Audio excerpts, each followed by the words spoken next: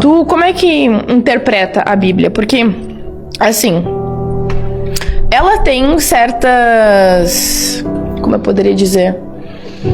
Passagens. Inconstâncias, não. Tem uma outra palavra. Irregularidades, né? Tem algumas partes que contradizem outras, né? Como é que tu lida com isso? A gente estuda justamente para poder separar essas partes e compreender o contexto em que essas partes foram escritas. Então, para nós, muito mais interessante é pesquisarmos sobre o autor que escreveu, que nós chamamos de autor sagrado, porque não tem como a gente nomear quem foi que produziu aquilo. Atribui-se a alguém.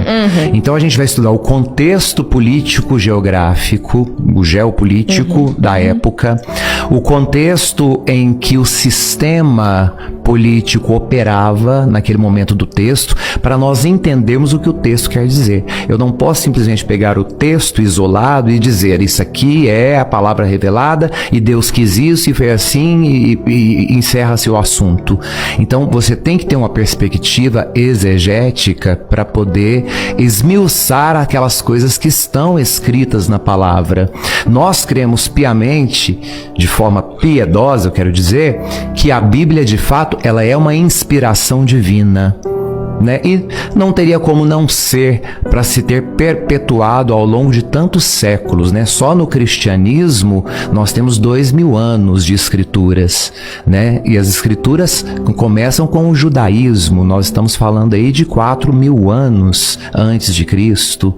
Então, as mesmas escrituras até hoje, né? Então, para nós não tem como não dizermos que a escritura não é inspirada. Do ponto de vista religioso, é uma inspiração divina. Porém, é fundamental entender que não se pega aquilo que é uma inspiração divina e se interpreta como uma inspiração humana. Por isso que existe um magistério que vai analisar os contextos e interpretar. E essa interpretação ela precisa ser vinculada intimamente ao contexto histórico, político, geográfico, para que a gente entenda o que o autor sagrado quis dizer por detrás daquelas linhas. Porque nem tudo que está escrito é um fato. A grande parte daquilo que está escrito é um caminho, uma orientação para levar a outra situação.